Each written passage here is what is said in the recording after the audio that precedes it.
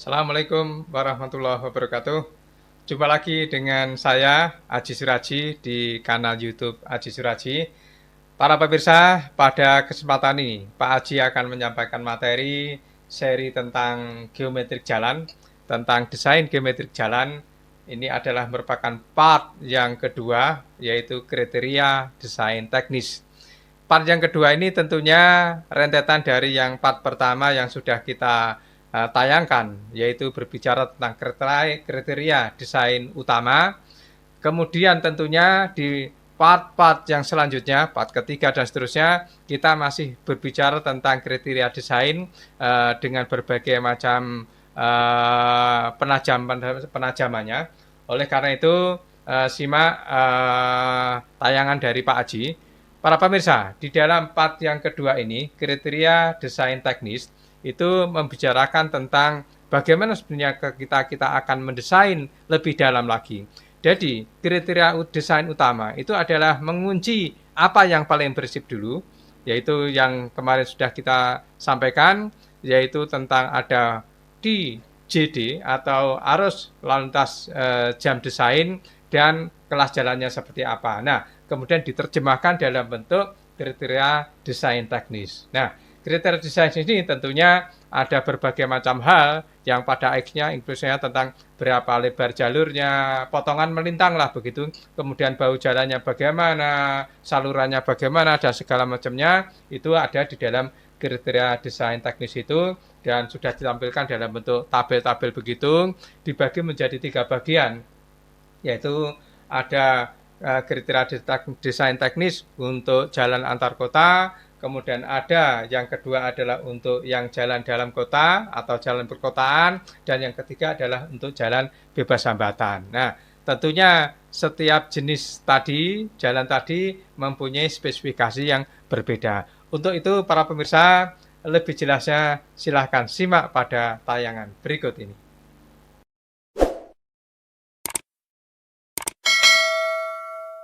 Baiklah para pemirsa, pada kesempatan ini Pak Aji akan menyampaikan materi tentang desain geometrik jalan part yang kedua, yaitu kriteria desain teknis.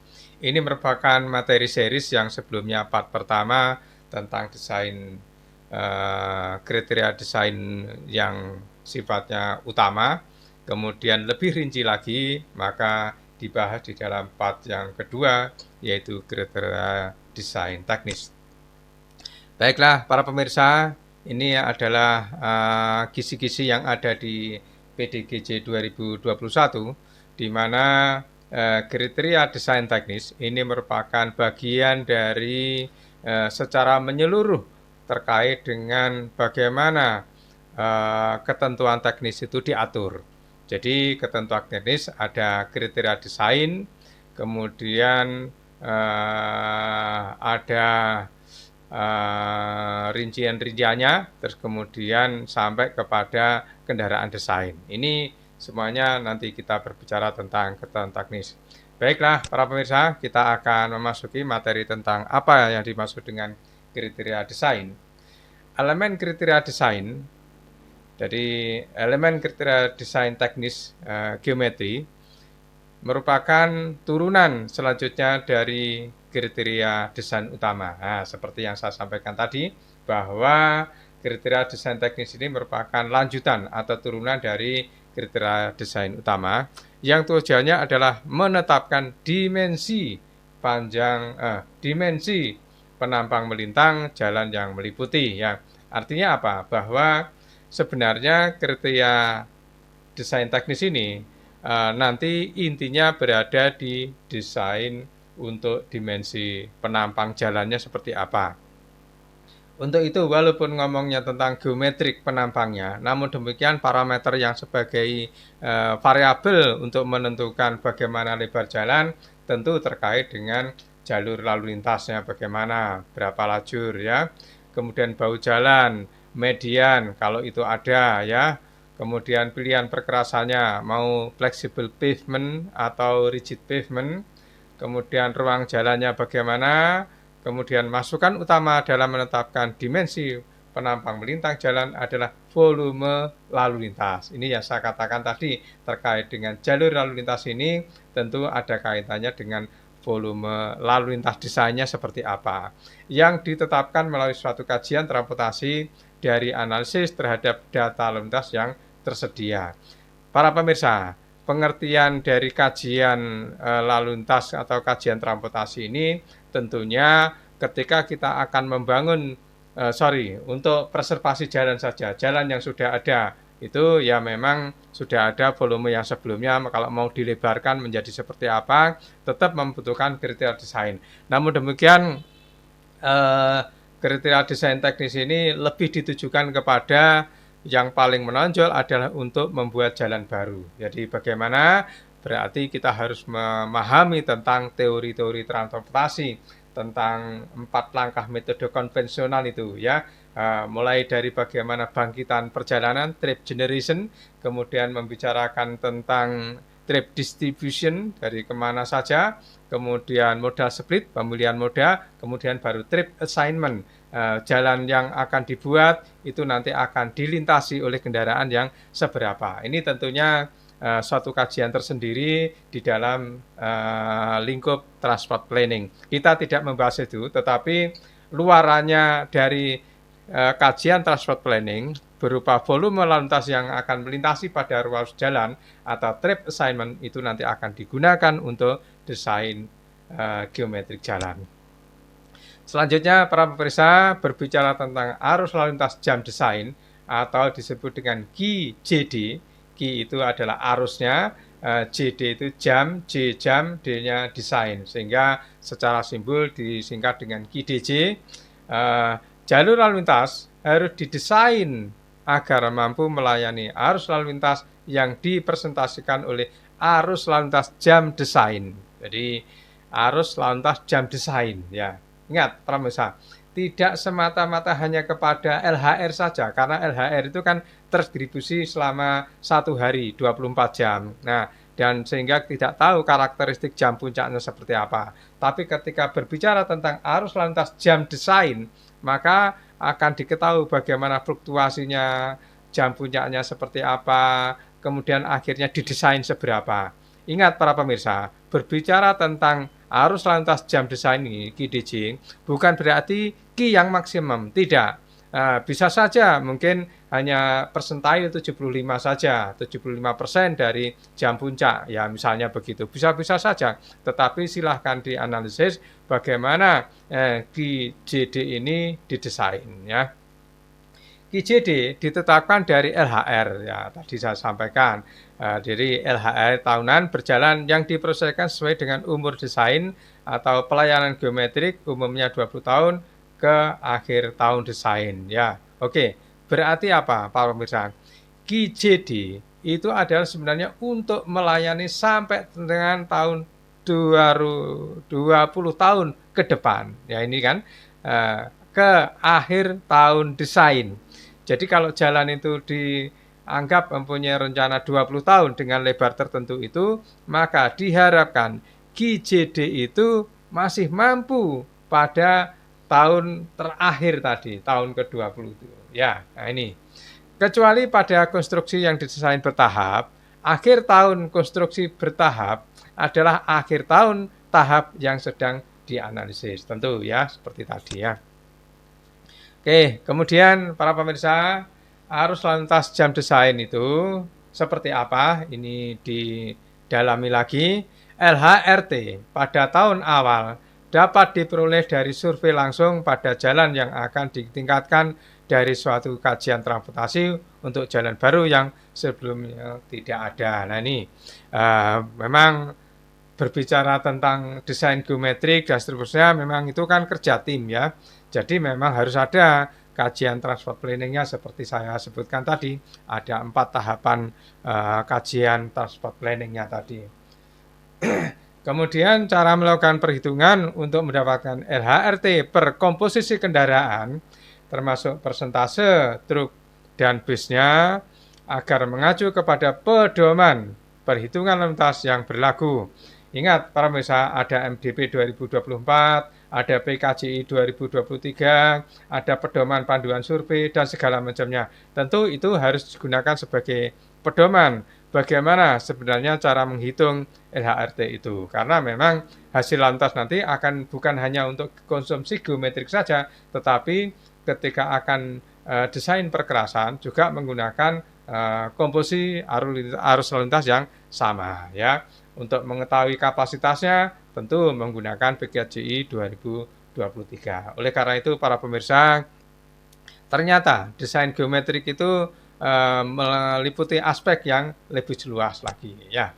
Selanjutnya proyeksi LHRT. Ini rumusnya para pemirsa. Jadi LHRT desain artinya ke depan itu adalah LHRT yang untuk saat ini ya, LHRT TB dikalikan dengan 1 plus I pangkat N. Faktor 1 plus I pangkat N ini sebenarnya merupakan konsep dari pertumbuhan lalu lintas secara majemuk. Jadi ada 1 ini yang kemudian plus I pangkat N. Jadi I-nya itu adalah pertumbuhan lalu lintas. Gitu ya para pemirsa ya. Nah, kemudian tentunya nantinya akan ditentukan bagaimana QJD itu. Nanti QJD itu adalah dari LHRT yang desain tadi dikalikan dengan K, di mana K adalah faktor jam desain. Nilai tipikalnya adalah sekitar antara 11 sampai 8 sampai 11% untuk jalan yang padat dan 7 sampai dengan 15% untuk jalan yang kurang padat seperti jalur pariwisata, jalur luar kota dan seterusnya. Namun demikian silahkan diasumsi sebenarnya nilai K yaitu suatu faktor pengali terhadap LHRT untuk mencari QJD itu seperti apa. Ini silahkan dipilih mana yang sekiranya mendekati. Tentunya bisa melakukan studi-studi bagaimana faktor K itu ditentukan. Penetapan penampang melintang dan tipe jalan. Berdasarkan QJD, ditetapkan penampang melintang jalan termasuk tipe jalannya. Tadi di depan sudah saya sampaikan. Menggunakan apa? Yaitu ada rujukan di tabel 53, tabel 54, dan tabel 55. Di mana ini sebenarnya adalah masing-masing tabel ini diperuntukkan untuk 3 jenis, yaitu untuk yang jalan antar kota itu tabel 53, kemudian jalan perkotaan itu tabel 54, kemudian jalan bebas hambatan itu adalah tabel 55 ya. Kemudian nilai kapasitas yang dicantumkan di dalam tabel-tabel tersebut nantinya kita buka adalah nilai kapasitas dasar. Jadi CO lah begitu kalau di dalam PKJI. Tipe jalan yang dikalikan dengan rasio volume lalu lintas terhadap kapasitas atau RPK sebesar 85%. Jadi RPK itu rasio volume kapasitas yang sering juga disebut dengan visi ratio. Istilah di dalam PDGJ disebut dengan RPK. Itu di sini dinyatakan diambil sebesar 85%. Selanjutnya, para pemirsa, QJD terhadap tipe jalan dan ukuran jalur lintas, maka di dalam tabel 53, 54, dan 55 itu akan memuat besarnya nilai QJD, nanti ya kita lihat, terhadap tipe jalan dan ukuran jalur lintas. Nanti ada beberapa parameter-parameternya, sehingga untuk suatu nilai QJD dapat ditetapkannya, maka ini. Jadi sebenarnya inilah tujuannya. Jadi setelah ditentukan QJD, kemudian nanti digunakan untuk tipe jalan dan dimensi jalur lalu lintas yang ada. Bahu jalan, median jalan, jenis perkerasan, dan ruang jalan. Ya, oke, baik. Mari kita cermati di sini bagaimana isi dari tabel tersebut. Ini adalah tabel 53. Tabel 53 ini adalah kriteria desain teknis untuk jalan antar kota, tentunya tergantung kepada nilai QJD tadi. Ini para pemirsa yang saya lingkari merah ini adalah sebenarnya variabel utama dari QJD tadi dengan dibagi datar, bukit, dan gunung. Kemudian inilah nilai-nilai dari QJD tadi seperti apa, dan kolom-kolom header ini, angka ini hanya menunjukkan apa ya, bukan judul header tabelnya, tetapi hanya untuk menunjukkan kolom-kolom ke-1, ke-2, ke-3, dan seterusnya. Tapi kalau membaca ini cukup lewat yang ke arah horizontal. QJD, kemudian dilihat nilainya datar Bukit Gunung seperti ini ya.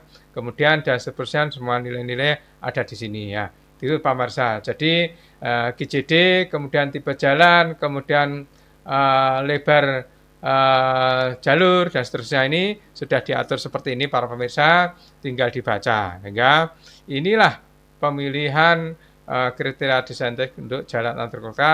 Jadi ini QJD, kemudian ini tipe jalan, ini lebar jalan, kemudian di sini adalah ambang pengaman, ini lebar jalur dulu, kemudian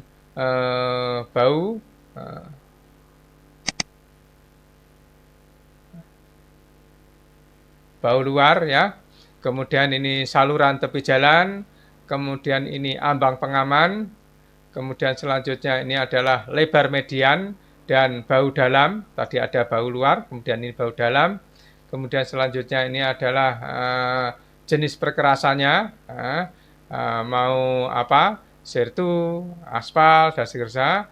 Kemudian umur desainnya bagaimana, oke. Kemudian selanjutnya ini adalah nilai IRI, ya, International Roughness Index, itu kekasaran permukaannya seperti apa. Kemudian rumija, kemudian ruwaja. Ini rumija juga dibedakan, ada jalan sedang dan jalan kecil ya. Oke, baik. Ini untuk melihat tentang untuk yang ke arah horizontalnya. Bentar, saya akan lihat sini. Nah, kemudian ke arah, jadi itu tadi untuk parameter-parameter ke arah horizontalnya. Kemudian saya ingin jelaskan di sini, angka-angka ini tadi adalah QJD. Cuma QJD ini untuk mix traffic-nya ya, satuannya SMP per jam. Hanya untuk kolom yang kedua ini, para pemirsa, ini ada tulisan 300 SM. Tentu barangkali bagi yang belum paham ini bingung, apa SM ini? SM itu adalah sepeda motor. Artinya apa? Ini adalah jalur sepeda motor. Jadi tidak ada untuk kendaraannya, sehingga lebarnya juga lebih sempit tentunya ya, begitu para pemirsa. Jadi SM ini adalah lalu lintas sepeda motor ya. Oke, baik. Saya akan masuk ke materi yang selanjutnya. Oke, jadi setelah saya jelaskan untuk satu jenis jalan antar kota, tentunya untuk jalan yang jenis yang lain lagi, yang jalan perkotaan, secara matrik tabulasi mirip-mirip ya. Artinya tergantung kepada QJD-nya berapa, kemudian di sini ada parameter-parameter yang diperlukan untuk memprediksi baik itu QJD maupun ya aspek-aspek yang lainnya tadi yang sudah disebutkan oleh Pak Aji. Selanjutnya untuk jalan bebas hambatan juga sama. Jadi di sini ada QJD-nya berapa, tentunya dibedakan ada datar, bukit, dan gunung. Kemudian parameter-parameter yang lain ini tinggal dibaca di sini sesuai dengan kondisinya. Prediksi arus lalu lintasnya seperti apa, maka di situ akan ketemu berapa lebar jalurnya, jumlah lajurnya, tipe jalannya seperti apa, sudah ada di dalam tabel ini ya. Ini oke. Selanjutnya para pemirsa, umur desain. Nah, para pemirsa, ternyata desain geometrik ini ada umurnya. Mungkin para pemirsa baru tahu ya, geometrik kok ada umurnya. Iya, betul. Jadi sebenarnya geometrik ini kan memang sepanjang masa ya. Cuman kan ada semacam, pertama jelas ada kaitannya dengan kapasitas ya. Lebar jalan itu ada kaitannya dengan kapasitas ya. Kemudian ada kaitannya dengan elemen-elemen pendukung dari geometrik itu sendiri. Sehingga ditetapkanlah atau diberikan suatu rekomendasi umur desain geometrik jalan. Berapa itu para pemirsa? Jadi umur desain geometrik jalan paling sedikit adalah 20 tahun dengan mempertimbangkan keseimbangan antara umur desain geometrik dengan umur desain elemen-elemen jalan yang lainnya ya, termasuk jembatan perkerasan. Nah ini, jadi perkerasan juga penting para pemirsa, sistem drainase dan bangunan utilitas ya. Menurut saya yang paling mendasar adalah perkerasan, karena perkerasan ini tentunya juga punya umur dan itu ada preservasi jalannya, kapan itu rutin, kapan itu berkala, kapan itu rekonstruksi, dan kapan harus dilakukan perbaikan struktural. Begitu ya para pemirsa. Perkerasan jalan baru memiliki umur desain seperti ditunjukkan pada tabel 56. Nanti akan kita tampilkan tabel 56-nya seperti apa. Kemudian umur desain geometrik jalan baru paling sedikit 20 tahun, tadi di atas sudah disampaikan. Tetapi umur desain Rumija adalah 40 tahun. Nah, begini Pak Pemirsa penjelasannya. Jadi, itu kan paling sedikit 20 tahun. Tetapi ditetapkan umur desain Rumija, ruang milik jalan. Ruang milik jalan itu adalah di mana suatu ruang yang dibatasi oleh pagar, sebelah kanan kirinya pagar penduduk itu namanya Rumija, ruang milik jalan ya. Tentunya mestinya sesuai dengan ketentuan-ketentuan ya. Jadi setelah ada selokan di luar itu, kemudian ada ruang bebas, kemudian selanjutnya baru pagar batas milik tanah milik masyarakat. Nah, maka itu disebut dengan Rumija. Umurnya adalah 40 tahun. Artinya apa? 40 tahun ke depan harus mampu tetap Rumija untuk menampung lalu lintas. Begitu maksudnya ya. Oke, selanjutnya tentang umur desain geometrik jalan. Ini tentunya umur desain geometrik ini tadi sudah disinggung ada hubungannya dengan perkerasan. Artinya bahwa sejalan dengan MDP 2024 yang digunakan untuk desain perkerasan ya. Jadi para pemirsa di sini jenis perkerasan, ini perkerasan lentur, ini perkerasan kaku. Kemudian ini adalah elemen perkerasannya. Jenis lapisannya ada aspal, ada berbutir, pondasi jalannya seperti apa, kemudian lapis perkerasan untuk area yang tidak diizinkan sering ditinggikan, ditinggikan akibat pelepasan ulang dan seterusnya. Kemudian perkerasan kaku, ini lapis pondasi bawah, kemudian lapis beton semen. Nah, di mana perkerasan lentur itu untuk yang hanya lapis aspal dan lapis berbutir itu umurnya adalah 20 tahun. Tetapi ketika lapis lentur ini, perkerasan lentur ini tentang pondasi itu harus 20 tahun ya. Kemudian semua lapis perkerasan dan seterusnya termasuk perkerasan harus 40 tahun. Nah, ini sebenarnya sudah dijelaskan di MDP 2024. Jadi di PDGJ ini ditegaskan ulang biar sinkron antara desain geometrik jalan dan desain perkerasan jalan. Inilah sehingga kenapa umur desain geometrik jalan itu dianggap perlu. Nah, kemudian selanjutnya tentang kriteria desain teknis jalan yang lainnya. Jadi ada kriteria desain teknis yang utama tadi sudah disampaikan, kemudian yang lainnya atau apa? Ada setidaknya 10 poin ini barangkali, tapi untuk kebutuhan lapangan bisa lebih juga ya. Yang pertama adalah saluran tepi jalan, kemudian yang kedua adalah ukuran ambang pengaman, kemudian yang ketiga jarak antar simpang dan jarak antar jalan masuk ke persil, jadi jalan-jalan akses itu.